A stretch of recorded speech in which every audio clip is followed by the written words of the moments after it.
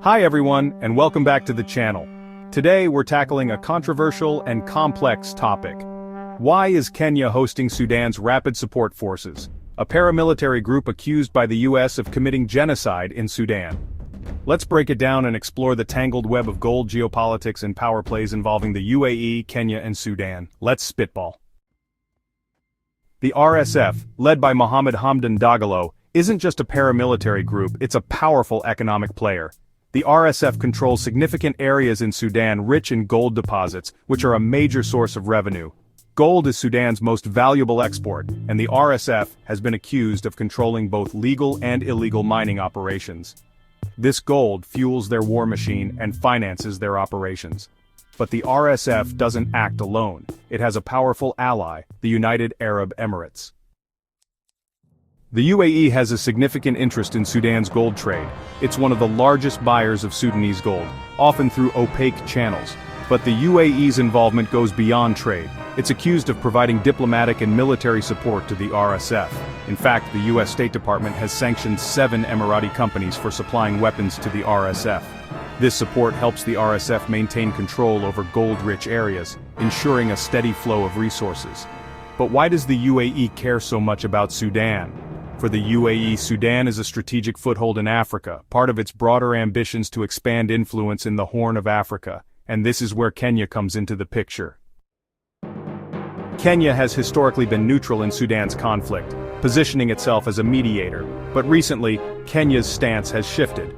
Reports suggest that Kenya is now hosting RSF elements, a move that has angered the Sudanese government and its allies, particularly Egypt. Why would Kenya risk its neutrality? One word: gold. Gold trade routes through Kenya could benefit the RSF, the UAE, and potentially elements within Kenya's government. The UAE has substantial investments in Kenya, and the two countries share strong economic ties.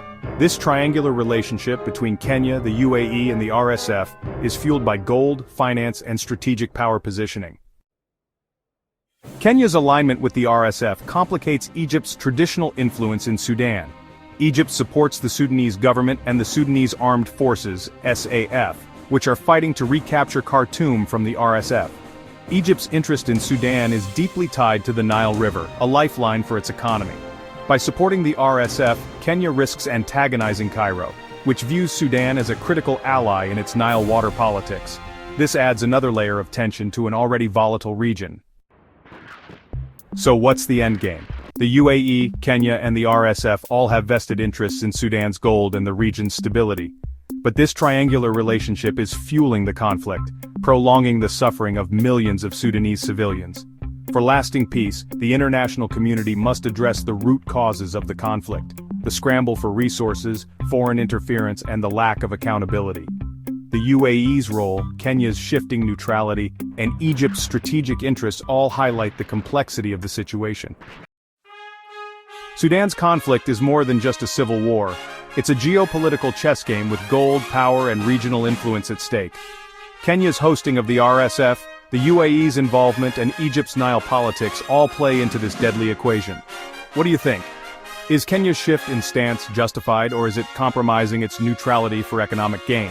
Let me know your thoughts in the comments below. Don't forget to like, share, and subscribe for more deep dives into global issues. Thanks for watching, and I'll see you in the next video.